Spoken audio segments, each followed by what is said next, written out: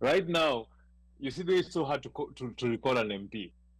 Even an MCA, it's so hard. It's so hard to hold government accountable because they will tie you in litigation in court. You'll go broke. They have all the money, right? Remember, there's how many MPs right now are sitting MPs based on court orders. Somebody like Nick Mwendwa. Nick Mwendwa has been the chairman of KFF for how many years on a court order? Because even if you go through the law and you push through the law is so weak it doesn't allow you to push to enact what you want. My concern is we go through the hard work of having a referendum to go back to the 2004 bombers draft. Then we get another person also who is intent on not following that constitution, which is why before we attack, the laws and go to referendums, I like the direction the Gen Z movement is taking. Is like right now we already have enough laws. Whatever we have, it's not perfect, but at least let's start by actually following what we have before we decide we're going to move to something different. We have to build that culture of constitutionalism and following the law.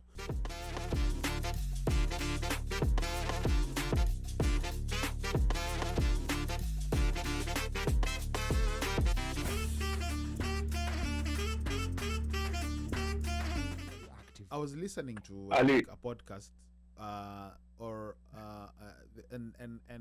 it was not actually a podcast, but it was a show, and one of the guys said that majority of the people who sat out the election in 2022 were the Gen Zs. It was the younger people, and it was for some reason. Yes, yeah, and it was for some reason. Mika.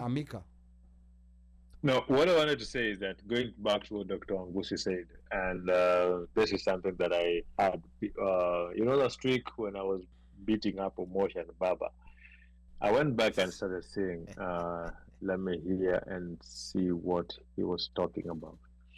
And in one of the most things that he's continually been saying is like he wants people to go back to the bombers draft. And I went back to the bombers draft. In my time, I've gone through the bombers draft, the WACO draft that we had to go through the 2005 referendum, then the current constitution, which we had to go through in, what was this thing, 2010? 2010, yes. 2010, yeah. So through those things, I was a bit confused on my different drafts that were there, then plus BBI. So I went back and looked for the bombers draft, and I read it, and I combed through it. And in actuality, I agree with that old man. That is the most people or inclusive draft that we can have. It's a continuous process. There's check and balances for politicians. And then when I read it, I went and compared it to the WACO draft, and I saw everything that the politicians took out from the WACO draft. Then took the WACO draft and compared it to the 2010, that is now the constitution, and then saw everything. And if you can see the differences in those three constitutional drafts, the MPs took out what they did like in matters devolution and matters Bill of Rights. And actually, the Bill of Rights is the longest part of that constitution, bombers draft. It's the longest part of it. It has so many clauses that are in there that align on how things are looking up to do. And then I went to look at government expenditure and devolution, and then compare it with the finance bills that have been coming out. And I would like to employ everybody to go take a look at that draft, especially the young people, the Gen Zs, take a look at that draft. There are things you can improve on it to add more inclusivity. But if we can go back to that and push for that as we push, but not forget what we're fighting for right now, because I'm in IT. In IT, we have a policy that's called ITIL. ITIL usually tells you when you find your house is messed up, you don't sit back and plan your work. You work on the problems as they're coming. You clean up, you work with what you have, alafu unaweza kustreamline vitu polepole huko kando. and then you'll find yourself you have a clean house. So ukijipanga wote iko ready. The same thing. Do that. Okay. Now, I think, like in light of what Mika has said, I think we need to organize a future episode, reinvite Dr. Wangusi, and just have just have an episode where we are going through these different drafts, remind us what the current constitution says, and then familiarize people with, I think there was the Bomas draft, and then it was bastardized to the Wako draft in 2005, which was rejected. And then I think there was, if I'm not mistaken, Mika, maybe you can correct me, there was an Ivasha draft before the 2010 constitution. yeah, there was an Ivasha draft. Yes, Yeah, there that was an before Ivasha draft 2010. Before the 2010, and then now the 2010 is the one that Yes. was Yeah. adopted because Kibaki and Raila worked together for it. Yes, so I think we need to go back and review those. But here's my concern, before we go to our social segment topic. Here's my concern, Mika. A very big concern, like when we are out here thinking of a referendum to revert back to the Bomas draft. We did have a change in constitution in 2010, and we've had successive governments, Uhuru, Ruto, that have not shown fidelity to the constitution. So my concern is we go through the hard work of having a referendum to go back to the 2004 Bomas draft. Then we get another person also who is intent on not following that constitution, which is why before we attack, the laws and go to referendums, I like the direction the Gen Z movement is taking. Is like right now we already have enough laws. Whatever we have, it's not perfect, but at least let's start by actually following what we have before we decide we're going to move to something different. We have to build that culture of constitutionalism and following the law before now we go to another one which will not be followed. Yeah, Mika. I agree with you. But then you know what? And that was my thought process too. Like, why are you pushing this draft? What's so important about this draft? It bothered me so much until I said, you know what? Let me go read this draft. And the thing is that draft makes it easier for pushing that adoptability of the law, of making people to follow the law. Right now, you see, it's so hard to recall an MP. Even an MCA, it's so hard. It's so hard to hold government accountable because they will tie you in litigation in court. You'll go broke.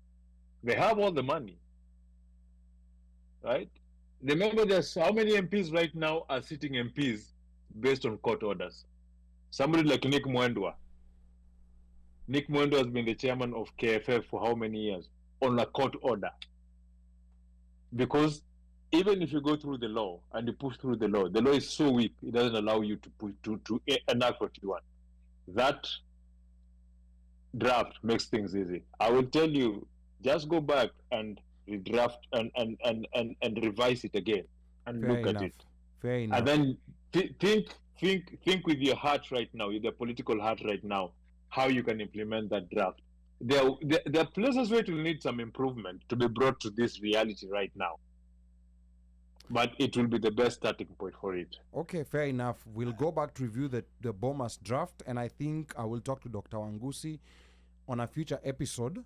We just come because I haven't seen, people do that in a very simplified version because a lot of people are kind of unfamiliar with those previous drafts, the Bomas draft, the Wako draft, then a Vasha draft, and then now we have the 2010 constitution. Mike, you wanted to say something. No, I was going to say, I think I've always heard you repeatedly say on this show how the current constitution really does not need a lot of tweaking or amendments or whatever. As it is, it just needs to be implemented.